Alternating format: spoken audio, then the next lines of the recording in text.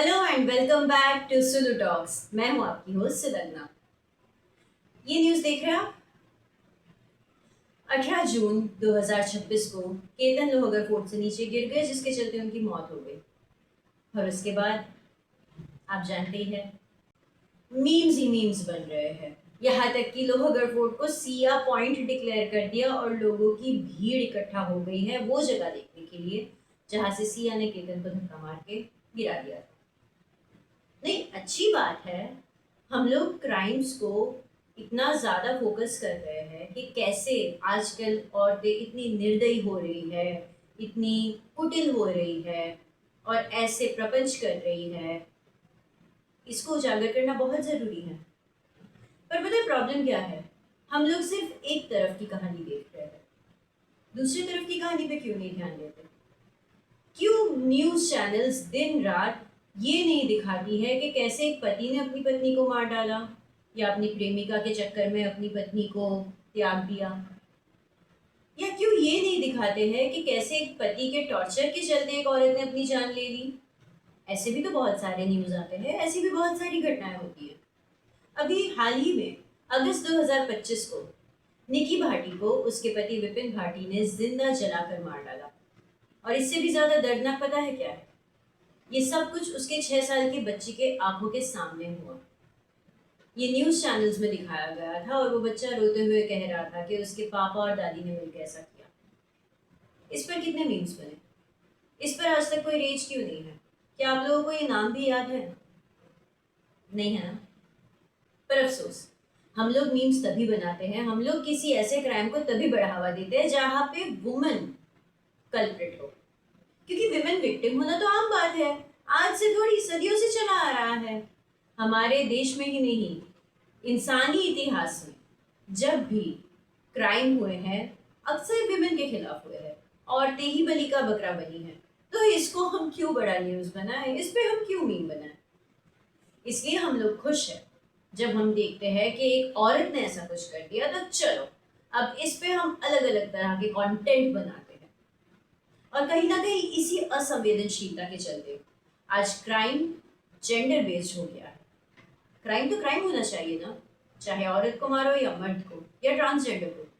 मार डालना एक जुर्म है और उसमें भी जेंडर के बेसिस पे तो कोई सवाल ही नहीं उठता। पर ऐसा होता है क्या? नहीं होता। मैं आपको कुछ स्टेटिस्टिक्स बताती हूँ अब।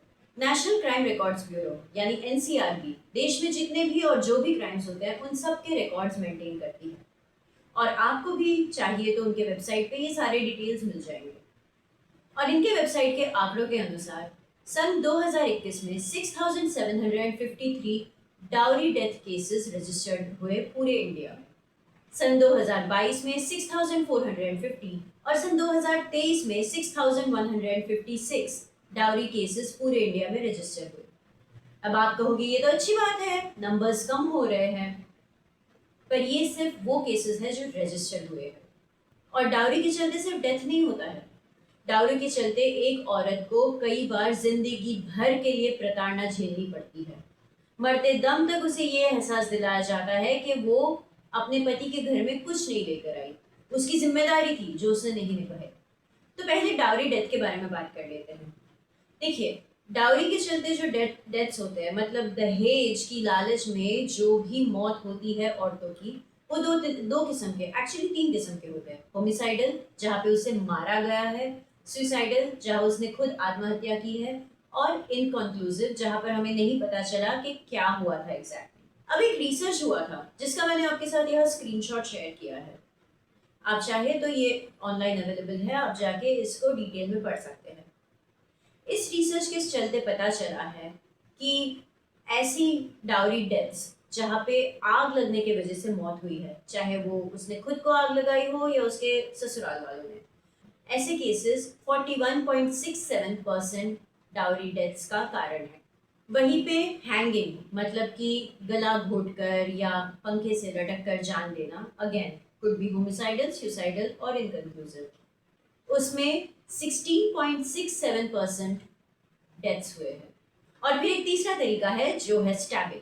स्टैबिंग के चलते 25% डाउरी डेथ्स हुए हैं इंडिया में। अच्छा, डाउरी डेथ्स जो होते हैं इसमें जो ज़्यादातर औरतें जिन्होंने अपनी जान गंवाई है, इनकी उम्र 16 से लेके 26 साल के बीच में होती है।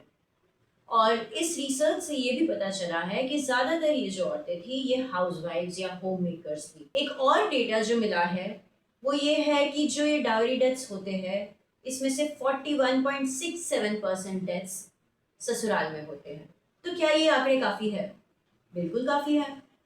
इतने तो है ही कि आप इन पे भी कंटेंट बना सको, इन पे भी आप मीम्स बना सको, रील्स बना सको, शॉर्ट्स बना सको और लोगों को शेयर कर सको। हाँ, शायद उससे लोगों को हंसी नहीं आएगी, पर क्या पता, शायद वे जाग जाए, क्योंकि जागृत करना बहुत ज़रूरी है। क्या है ना, हमने ये एक्सेप्ट कर लिया है, औरत है, प्रताड़ना तो होगी, झेलना तो पड़ेगा ही, क्योंकि औरत को भगवान ने कोई खास शक्तियाँ दी है, वो ये सब झेलने के लिए ही पैदा हुई है। और फिर वो एक और कहावत है कि बेटी तो पराया धन होती है। तो जब पराये धन को आप दे रहे हो, तो आपको तो फिर उसके लिए दहेज देना ही पड़ेगा। पर मेरा एक सवाल है ऐसी सोच रखने वाले लोगों से, जो भी माँ बाप ये कहते हैं कि हमारी बेटी हमारा धन नहीं है, वो तो पराया धन है, उसके बड़े होने तक, शादी करने तक वो हमारी जिम्मेदारी थी, हमने उसका अच्छे से ध्यान रखा, उसे पाल पोस के बड़ा किया, अब हम उसे अपने घर वापस भेज रहे हैं जहाँ के लिए वो बनी थी। अगर ऐसा ही है, तो फिर तो डाउरी आपको देना चाहिए ना, क्योंकि आपने किसी और की अमानत को बचपन में पैदा किया, उसे पाल पोस के बड़ा किया, उसके पीछे आपका खर्चा हुआ है, आपका मेंटेनेंस गया है, तो आप डाउरी दे क्यों रहे हो? आपको तो डाउरी मांगना चाहिए, आपको कहना चाहिए कि हमने आपको एकदम सही सलामत सकुशल एक लड़की दी है, अब इसके बाद अगर इसमें कोई प्रॉब्लम आई तो आपने उसका ध्यान सही से नहीं रखा, पर अब तक जो हमारा मेंटेनेंस गया उसका खर्चा तो बनता है, तो आप हमें दहेज दीजिए। करेंगे आप ऐसा? बहुत सारे आप में से होंगे जो कहेंगे नहीं नहीं, हमारे घर में तो ये नहीं है। बिल्कुल अच्छी बात है, धीरे धीरे हम लोग जाग रहे हैं, पर अफसोस कि अभी भी हम धीरे धीरे जाग रहे हैं, क्योंकि जैसा कि मैंने आपसे कहा, आज भी 6,000 से ज्यादा रजिस्टर्ड केसेस हैं इंडिया में जहां एक औरत दहेज के चलते अपनी जान गंवा लेती है, और ये सिर्फ रजिस्टर्ड केसेस हैं। आप ये सोच रहे होंगे कि अच्छा, आंकड़े तो कम हो रहे हैं, मतलब क्राइम भी कम हो रहा है। ऐसा जरूरी नहीं है। क्या है ना, हमारे इंडिया की जुडिशियल सिस्टम हम सब जानते हैं कितनी सुस्त है। आज केस करोगे, 20 साल बाद आपको उसका रिजल्ट मिलेगा। कौन इतना लंबा चक्कर काटे कोर्ट कचहरी के, इतना खर्चा करे? इस चक्कर में आधे से ज्यादा लोग केसेस रजिस्टर ही नहीं करते हैं। और कई बार ये भी होता है कि जब ऐसा कुछ हो जाए, तो ससुराल वालों के डर से या उनकी धमकी के चलते कई बार मायके वाले केस रजिस्टर ही नहीं करते हैं, चुपचाप बैठ जाते हैं, उसे संजोग, उसे अपनी किस्मत समझ लेते हैं। तो इन आंकड़ों से आप भ्रमित मत होइए। जरूरी नहीं है कि अगर 6,000 से ज्यादा केसेस रजिस्टर हुए हैं तो उससे ज्यादा औरतें अपनी जान नहीं गंवा रही हैं। और जैसा कि मैंने आपसे पहले कहा, जान गंवा दिया, अफसोस की बात है, पर जिसे जीते जी रोज तिरस्कार में अपने ससुराल में रहना पड़ रहा है, क्योंकि वो शायद दहेज नहीं लाई या दहेज लाई, पर जितनी आपके ससुराल वाले की लालच थी उस हिसाब से कम पड़ गई। तो अगली बार जब आप ऐसे कोई केस के चलते मीम बनाएंगे, क्रेजी हो जाएंगे कि वाओ हमें जाके देखना है कहाँ उस लड़की ने इतना बड़ा क्राइम किया, तो एक ऐसा भी केस ढूंढ लेना जहां आपको वो जगह भी दिख जाए जहां पे एक पति ने या एक बॉयफ्रेंड ने या ससुराल वालों ने एक औरत की जान सिर्फ इसलिए ले ली क्योंकि वो दहेज देने में सक्षम नहीं थी। अपनी सोच बदलिए, तभी समाज बदलेगा। ज़्यादा कुछ करने की ज़रूरत नहीं है, बस अपने परिवार में, अपने दोस्तों में ये जागरूकता फैलाइए कि औरत के खिलाफ क्राइम बहुत ही निंदनीय है, और ये नॉर्मलाइज मत कीजिए, इसे एक्सेप्ट मत कीजिए। जिस दिन हम इसको नॉर्मल मानना छोड़ देंगे, उस दिन औरतों के खिलाफ क्राइम भी कम हो जाएगा। उस दिन किसी मासूम लड़की को अपनी ज़िंदगी नहीं गंवानी पड़ेगी। और मेरी विनती ज़्यादातर औरतों से है, क्योंकि एक औरत ही समाज में बदलाव का असली ज़रिया बन सकती है। तो जो भी औरतें ये सोचती है कि हाँ, आप लड़की हो, आप औरत हो, आप पराया धन हो, आपको शादी के बाद ससुराल जाना है, वहाँ पे ससुराल वाले कुछ कहे तो आपको सह लेना है, अगर उनकी कोई डिमांड हो तो उसे पूरी कर देनी है, उन औरतों से मेरी हाथ जोड़कर रिक्वेस्ट है, अपनी सोच बदलिए, क्योंकि जब आप बदलेगी तभी आपकी आने वाली पीढ़ियाँ बदलेगी। औरत इसलिए पैदा नहीं हुई थी कि वो जाके किसी और का घर संवारे।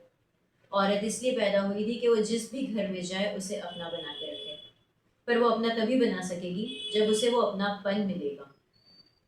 तो उसे वो अपनापन दीजिए, पराया धन मत समझिए, और सबसे ज़्यादा ज़रूरी, औरतों को इंसान के नज़रिए से देखिए, ना कि प्रॉपर्टी के नज़रिए से।